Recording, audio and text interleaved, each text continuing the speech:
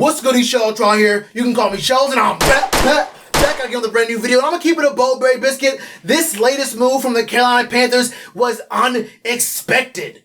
Honestly, I'm just kind of mind blown that this deal got done so late in the free agency period. But if you don't know what I'm talking about, throw this tweet right here from Ian Rappaport saying the Panthers are giving veteran DT DeQuan Jones a 1-year deal worth $4 million, fully guaranteed. Source said, a significant investment this time of the year at a position of need. Now look, those last few words are exactly correct. We already know what Bravion Roy is. Bravion Roy has been a huge success for us. A pick in the 6th round who came through and had a big impact on the defense. But the defense as a whole wasn't really great. A lot of great individual achievements and accomplishments on the defense, but as a whole unit, the defense does have room to improve, and I do think that Phil Snow will continue to make this defense better. But the point is that Bravion Roy played well enough at his role where, you know, I did not hate it. I actually loved what we got from Bravion Roy.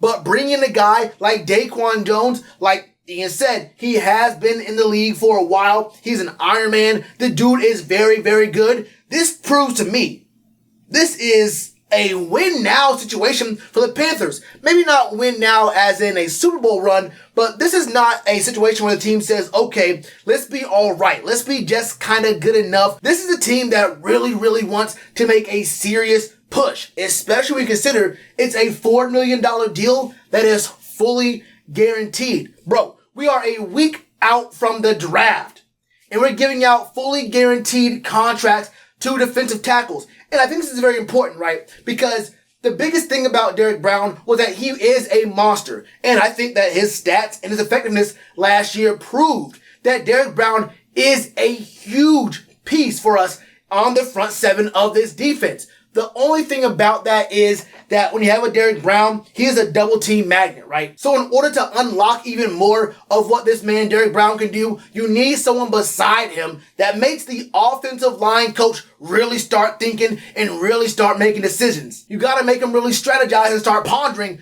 do I really want to go ahead and double team this man Derrick Brown and then have my guard out on an island against DeQuan Jones? Like with Bravion Roy, he will win some matchups, but DeQuan Jones is a proven commodity in the run-stopping game. And if you ask any Titans fan, they will tell you DeQuan Jones is a monster when it comes to run-stopping. And we did see that we was getting ran on. I mean, we've been getting ran on for the last 3-4 years in a row. I won't lie to you. Even with some of our best players in franchise history on the field, our run defense ain't been all that great. Now, historically, it's been runs to the right. On the outside, we have no real edge control. No one's really bouncing these runs back to the inside. But we saw last year and even the year before, these interior runs have started to become a bigger and bigger problem for us. So bringing in a guy like DeQuan Jones, who is a run stuffer, and he's not a guy who's going to get a lot of pressure and a lot of, interior pass threat from where he's playing, but that's fine. We have a whole bunch of other dudes who can do that very well. What we need out of DeQuan Jones is to eat up more blocks so that Derrick Brown potentially is in a 1v1 and he can make moves. And we need him to disengage from blocks on those interior runs and get tackles on the first point of contact. So many times we see dudes just get the ball from the quarterback and say, you're going to miss me. You're going to miss me. And maybe if you slow me down just enough, your safety might catch me 15 yards upfield. It happens all too often. For a guy like DeQuan Jones, this team can have a shot at stopping runs before they happen more consistently, get guys into 2nd and long, 3rd and long situations, and not all these 3rd and shorts where it's a very easy pickup and we're on the field for extended periods of time. Now, like I mentioned, this is kind of a head scratcher for me because, like I said, it's a $4 million fully guaranteed contract. That's a lot of money for it being just outside the draft. And interior D-line isn't the deepest or the most, talent laden in this draft, but there are still some pretty good enough, prospects in the 3rd round. You probably don't want to get one in the 2nd round if you're us, to be real with you. But, Big Tommy T could be a good pickup. Toji, he could be a good pickup for us around the 3rd, but there are also some very valuable picks for our D-line. But it looks to me like our front office is saying, no. We don't want to have any question marks, any doubts. We don't want to flip a coin and say, well, maybe this guy will be here. Maybe this guy won't. Who knows what's going to happen? They're saying, look, if there's a question about it, we're going to answer it before we have to roll the dice. We know for sure that DeQuan Jones is on the squad and he will be here. Look, over the past 3 years, the man has been in every single game. 4 years ago, I think he had a biceps tear early December, missed the last 4 games, was on IR. But outside of that, man, the dude's been an Iron Man. He's been on the field very, very consistently. And he's also had very good PFF grades. I think for the last several years, since 2017, he's had a 72.4, a 63.3, a 77.6, and a 67.7. Those are good enough grades to help out Derrick Brown and the interior part of our D-line. We have a great setup. Now, I mean, we could really go BPA. In this situation, with my belief that we're going to be having my man Juston Burris stay at strong safety, even though the team could save a lot of money by cutting him still, but they did give him that $600,000 workout bonus just a couple days ago. I think we're going to be seeing my man Jeremy Chinn playing free safety. Everywhere else on the defense is straight outside of the nickel corner, right? We have our CB1, CB2. The front 7 is straight. We have a pretty strong squad on defense. Now the O-line needs help. Maybe we need one more player as far as receivers go. I wouldn't go for a tight end, honestly. I don't feel like a tight end in this draft is really all that, realistic for us. If it's not that guy, then we ain't getting a tight end. Simple as that. But outside of that, we have so much room to make moves to find the best players in the spots of need. I mean, we could just go really heavy on the O-line. Find our starters, find backups, and really try to enable Sam Darnold. I think Seth Williams in the 4th could be a really good pickup too. But the point is that with a defense that's basically already set, if we do keep Juston Burris at strong safety and put Jeremy Chinn at free safety, the defense is straight now. You need an O-line for sure. I wouldn't go for a running back in the draft. Maybe you get one more receiver. I mean, damn, at that point, you can make a lot of moves. And what I will say about this, if I am right about Juston Burris and Jeremy Chinn, and we just picked up DeQuan here, this is the kind of move that allows you to potentially, maybe, go for a quarterback if one does fall at number 8. Let's be real about it. Before, when I said no quarterbacks, I thought that one, I wasn't really all that high on many of the quarterbacks to begin with. I thought there was maybe 2 that I thought were going to be good, and the rest were probably going to go to bad situations, or, I mean, we wouldn't have the room for it. Plus, we already have Sam Darnold. We traded 3 picks for him. A 6 doesn't really count for me, honestly, but a 2nd and a 4th do count for me. And I also thought that once you traded those picks away, and you have so many other needs on the team that you really aren't going to be able to pick up a quarterback and build a team that's going to be decent at any point very soon. You're going half and half, right? You're kind of going for a win now mode while also looking for the future and building around a different kind of quarterback. So it'd be kind of hard to really get a quarterback now in the 1st round, not go for BPA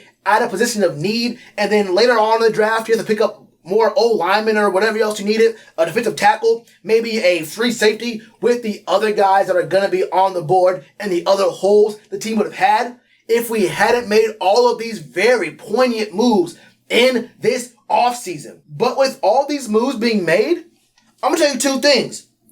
I'm going to repeat what I just said. It would not be a horrible idea. I'm actually open to the idea of looking at a quarterback. This is the move that convinced me because it opens up the draft very heavily.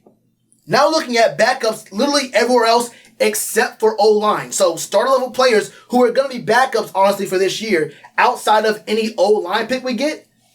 And then, I mean, damn, bro. With how strong this defense is going to be, how many weapons on the offense we could have. We have some good backup running backs. Receivers are good. Tight ends are going to be decent enough, I feel like. We're going to have decent enough tight ends if Joe Brady actually wants to use them in his system, the way that he likes to use the tight ends. If we're able to get some strong value out of O-linemen in the later rounds, this could be the kind of team that could support the most NFL-ready quarterback in this draft. And I wasn't a big fan of this guy until we picked up all these players. Mac Jones, with this much supporting cast around him, if he gets an O-line, I really do believe he is the most NFL-ready quarterback at this spot. I still have a lot of questions about Trey Lance. I think he has the highest bust potential. He has the highest boom potential, but I'm not quite so sure he's going to be a 1 year and then starting kind of quarterback. He could really be a 2-year on the bench quarterback, and then it'll be 3 years since he's played an actual sanctioned football game.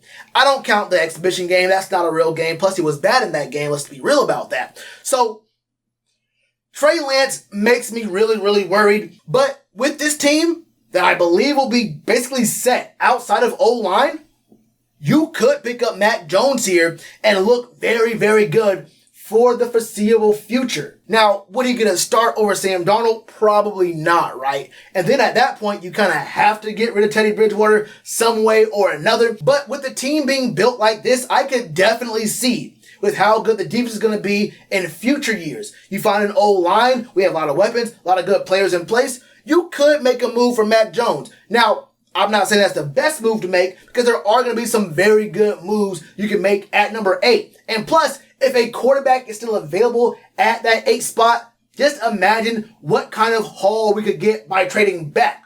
All I'm saying is Mac Jones is a little more realistic now that we have basically all the pieces on both sides of the ball basically filled outside of what? Slot corner and O-line? That could be a potential look at the 8 spot, but if he's there or any other quarterback, I think we do just trade back, get some very good draft picks this year, and definitely a first for next year.